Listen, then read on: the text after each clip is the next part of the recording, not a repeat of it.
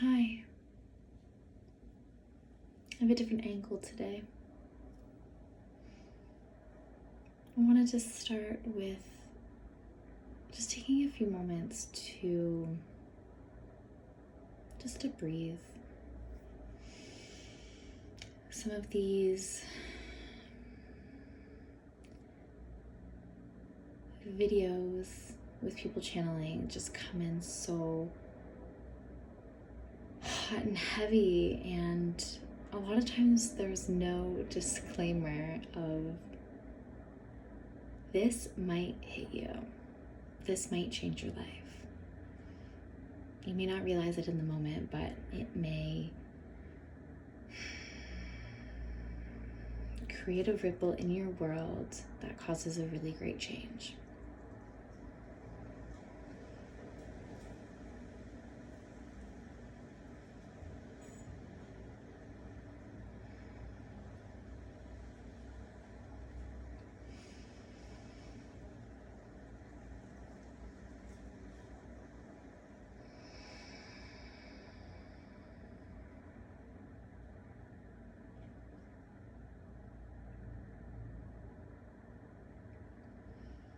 It can be a lot, these spiritual shifts.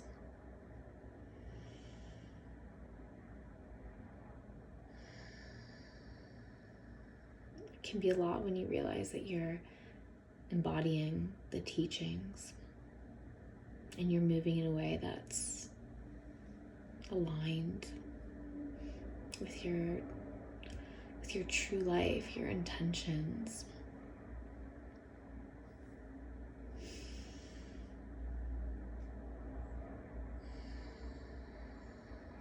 I've been feeling a great quickening.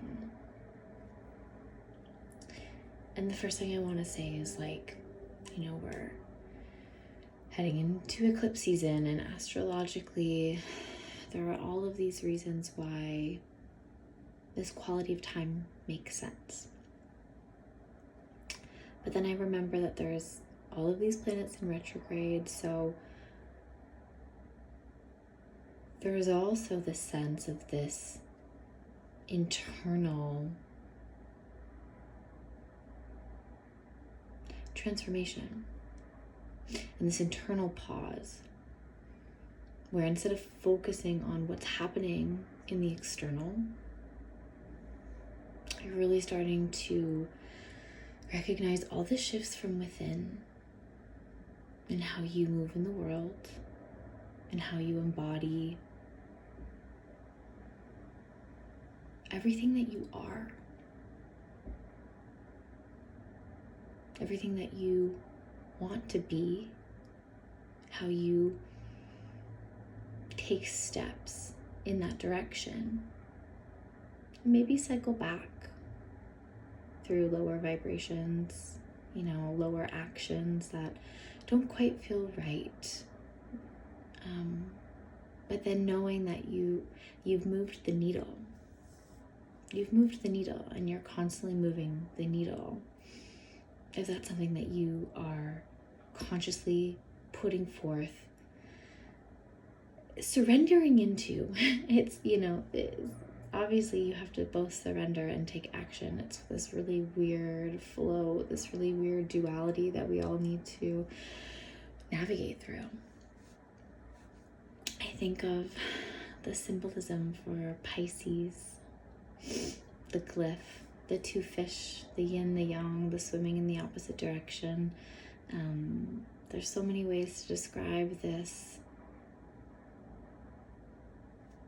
way of being.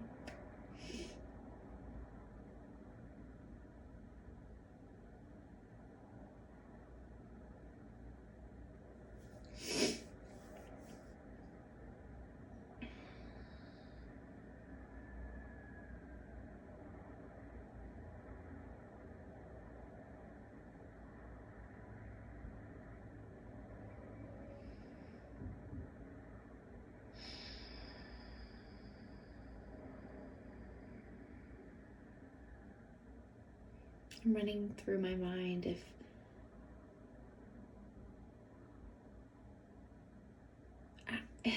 how I want to proceed, what I want to say. Who do I want to be? What do I want to bring forth? I just continue to surrender. Just continue to be present and to work with what is. I'm here today. I just put Jacob down for a nap. I'm in my beautiful space with my sunflower and my pine cone and this burn. It's not really a burn mark, but I got some new incense, and the brand is Flore, I believe is the pronunciation. And I'm pretty disappointed at they say they're handcrafted in Canada, but there's so much soot. And obviously I understand that there's particles and things going into the air, but it's like black soot, and I lit it, and it flamed up, and this black soot was coming up, and obviously I shouldn't have it so close to the ceiling. That's my bad, but it left this mark, and I'm just like, ew. I mean, I have one lit right now, so I mean, I guess I'm not that concerned.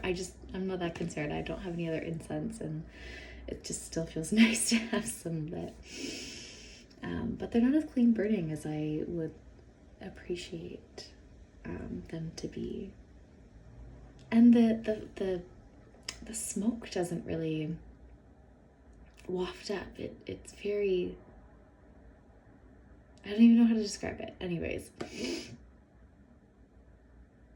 I would love to get some more clean burning and smoke dancing incense. I just don't believe that these are going to be the ones for me, but I tried them. I tried and it's cypress. And I don't know if it's in the pine family, but it has the scent of pine, and I was drawn to it because I had just gotten my pine cone. And I wanted to match it, so we'll try again with a different type. So,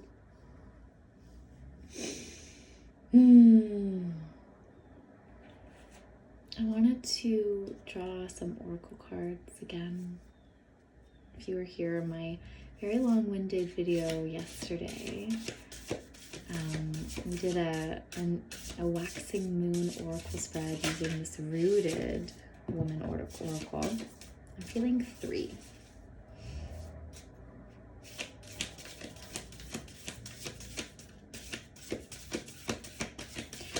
Are there any other heavy water placement people? I'm a Pisces sun, Scorpio rising.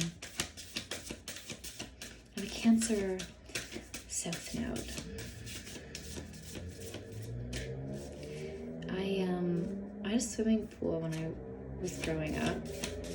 I was always very afraid of the water. Ooh. I was afraid that it was gonna get me. I was afraid. I thought there were sharks in my pool. I was always swimming really fast to the shallow end so I could look back behind me to see if there was a shark. I also once had a really scary dream where there was a shark that attacked me in my pool, and then I woke up and my body was completely paralyzed, and I was like, it's too many, and I was like, yo, this is terrifying. So I have a really big fear of sharks. I didn't write it down, but I started a new, we're gonna call it a bucket list. But it was a kind of more of a spiritual bucket list. Well, yeah, kind of. Anyways, I put swim with dolphins because I love dolphins, but I was afraid to put swim with sharks because I don't know if I'm ready for that yet. But anyways, are there any heavy water placements that are kind of afraid of the water? What is that about? What is that about? It's I'm afraid that I'm going to did almost drown once. Got pulled into an undertow. But like, I love the water. I love the water and I long for the water, but I also have this like fear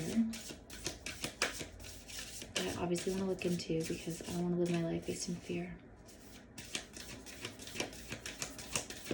That's been like such a big theme for me. Breaking through the fear, knowing that I am safe.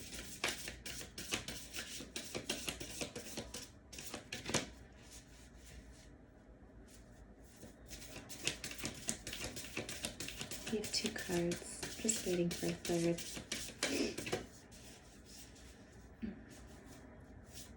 Stonehenge. Has anyone been to Stonehenge? Or like another sacred landscape, like the pyramids? Or like temples in Machu Picchu, or what's that like? Like, or like a ley line. Like, what's that like energetically? Like, did you feel it? Did you feel the energetic shift when you arrived? I'm reminded of, I have this book, it was gifted to my son from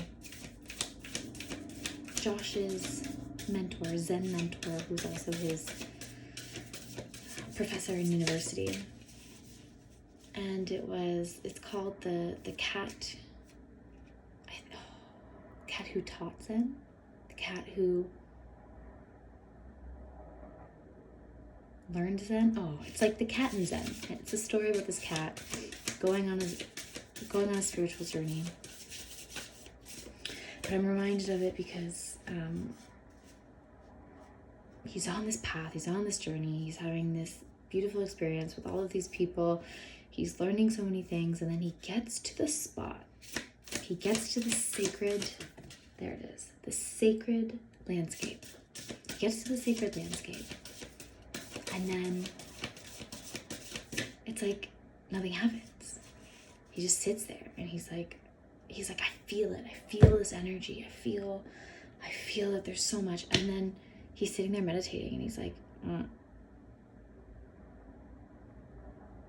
nothing's really happening.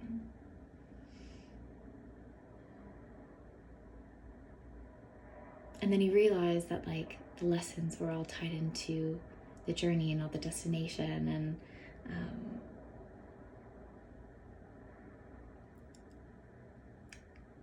even though these sacred spaces, these sacred landscapes are here and you can become it, it's not like they're not necessary, but they're landmarks. They're just landmarks. So yeah, I'm interested if anyone's had any experience. This again.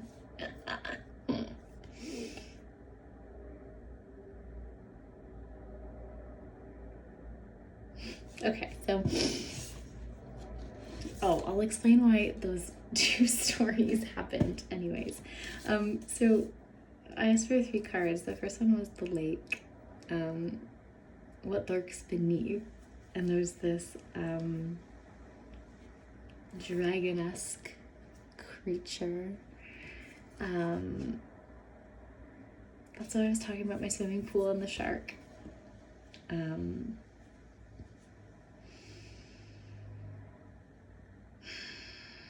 Should we read them today? Let's read them. Okay.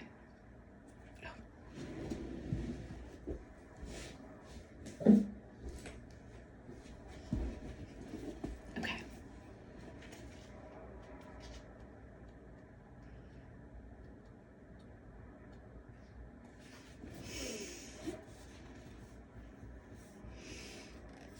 The lake.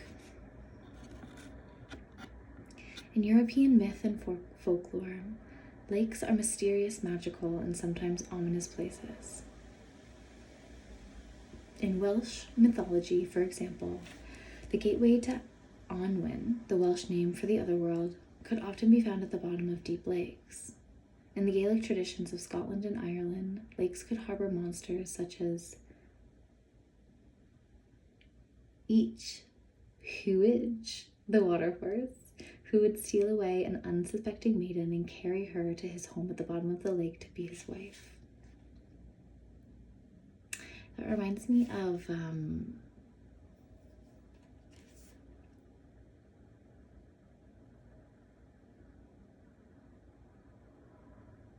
is it Venus? Like, oh, there's the story of, I mean, there's probably so many, but isn't that like Hades takes Artemis? No, I don't know. There's some stories, right? That's the cool thing about mythology, is that all these traditions have very similar, they all have similar stories. It's fascinating. Anyways, we'll get back. The ancient Greek philosopher Socrates exhorted us to know thyself, and in that spirit the lake card invites us to confront our own monsters and to explore our shadow side. According to Carl Jung, the shadow archetype isn't necessarily the dark side of us. Rather, it represents all the personal traits we've ignored, denied, or cut off from our awareness to create what we imagine to be a functioning personality. In working with the shadow, our aim should not be to suppress or repress any aspect of who we are, but to come to know all sides of ourselves. To integrate the shadow is to confront our inner demons and acknowledge the darkness within us, because being conscious of this is the only way to understand and deal with our destructive tendencies. This work then involves the inner strength and commitment to be able to question our core beliefs and values, but the rewards are great. In coming to understand who we really are, we can make significant progress along our heroine's journey and move into a new, authentic, and meaningful stage of life.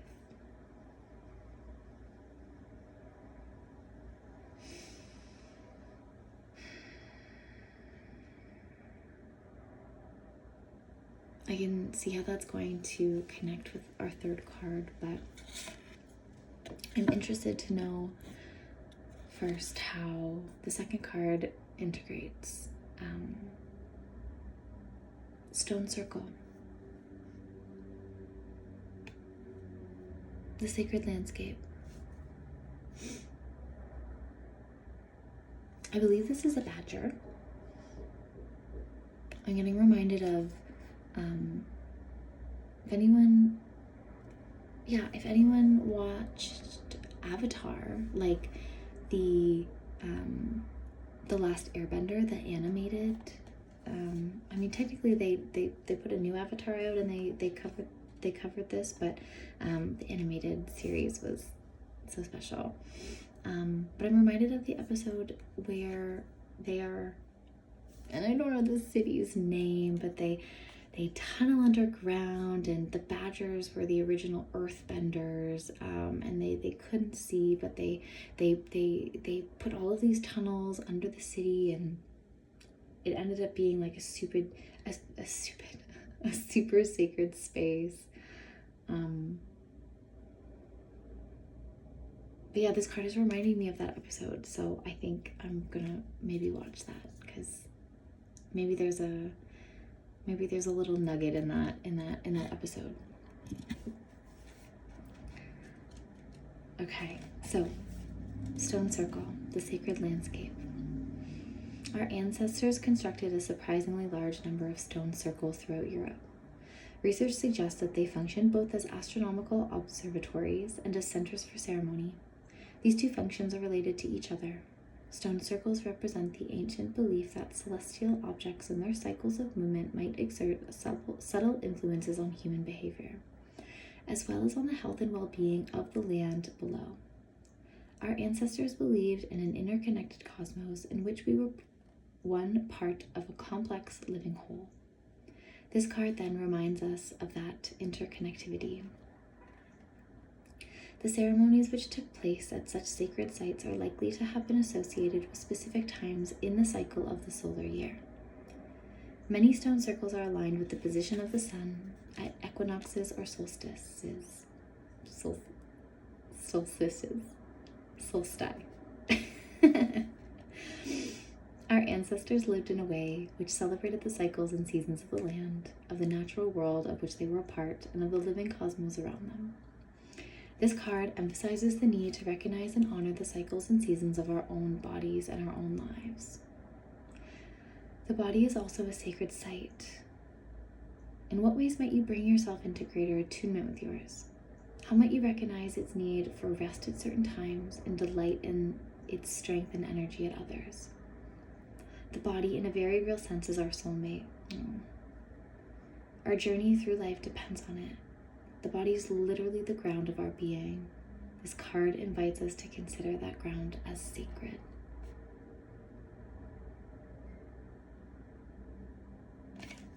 Yeah, I'm just noticing that the card has 3 parts of the moon phase. It has a waxing, a full, and a waning.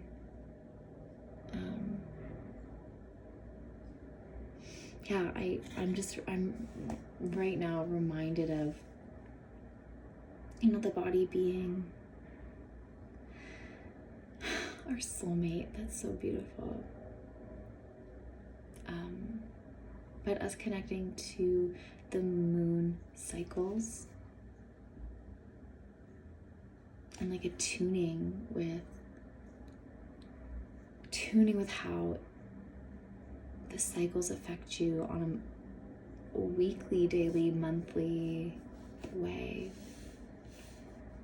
It's been 2 years since my last moon time.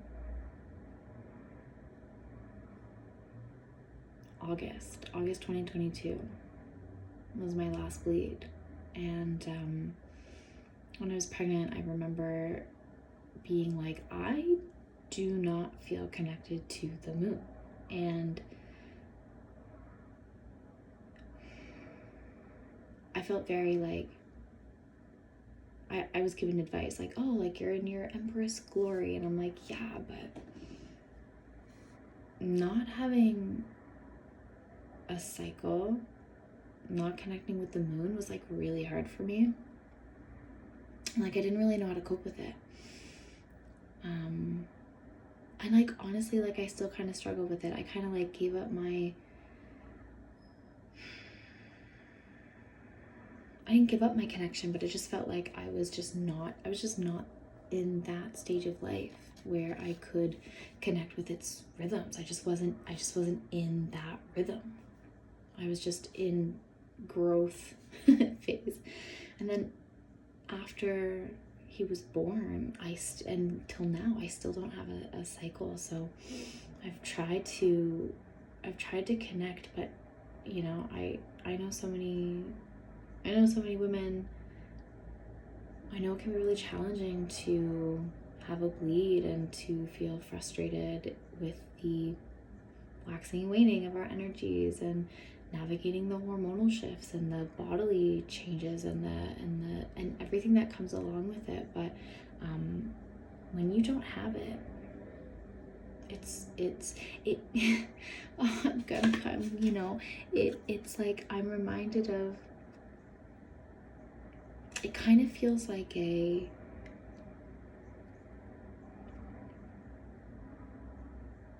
feels like a look into what it's going to be like during the transition from mother to crone and the transition of going through menopause and losing that cycle, and it's like it feels like a preview of that cycle ahead. And it's not easy. It's not easy to not have that connection. It felt lonely. It still kind of does. I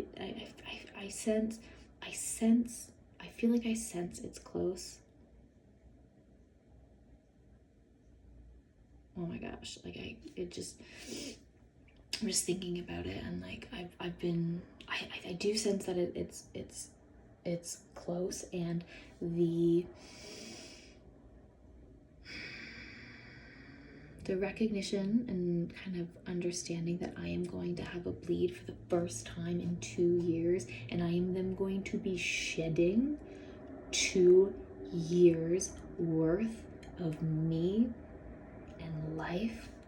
Like full body chills, man, like full body. It's good. I just sense it's gonna be, I just feel like I'm gonna be in a tub for like a week straight. Just like just like releasing everything. Like I am not that same person. That's the beauty of your monthly bleed, is that you get to be like, I am now a brand new person. I am now heading into another cycle of my life, and you have a monthly opportunity to shed. And I've just had 2 years of building and growing and becoming and incubating. And I just know it's going to be really big. A really big shed. Okay, I cry so much.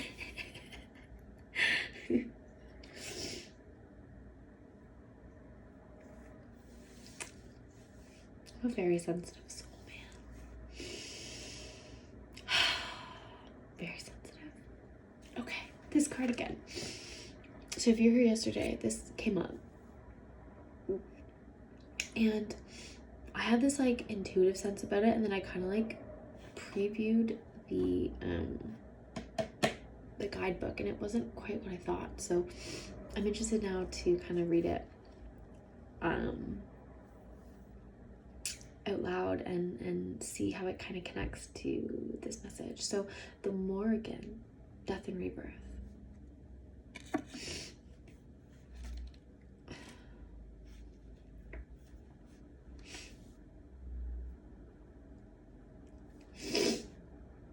The Morrigan is a complex goddess in Irish myth who was primarily associated with the cycle of death and rebirth. In one old poem, she was referred to as the Phantom Queen or the Terror of the Night. She was associated with war too, not only as a symbol of imminent death, but also to influence the outcome of battles. In this context, she's another manifestation of the sovereignty goddess, guarding a territory and its people and providing them with military aid or protection for the king.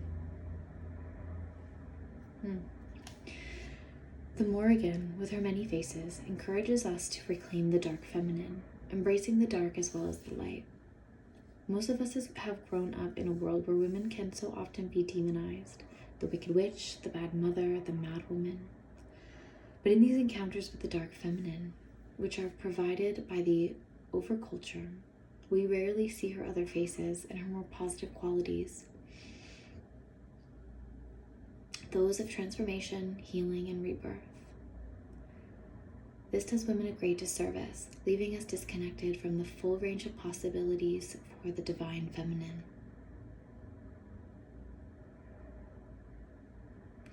The dark feminine is part of us. We find her in the deepest and oldest parts of our psyche.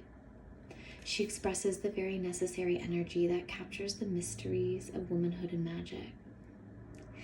The chaos of creation and destruction, of birth and death and rebirth, of rage and righteous wrath, of fierce compassion, sexuality, and spiritual and physical ecstasy.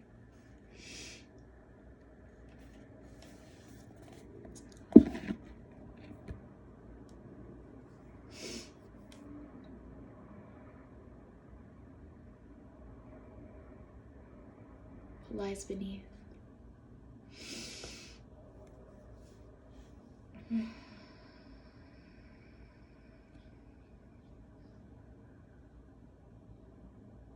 I just feel like I could stare into her eyes like all day. I don't know.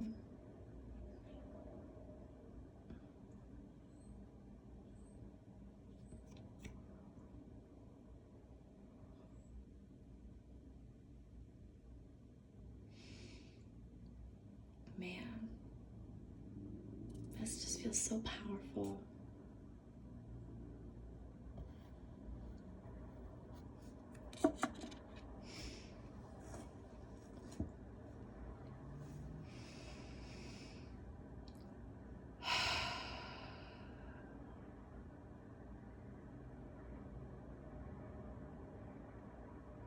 Have a beautiful day.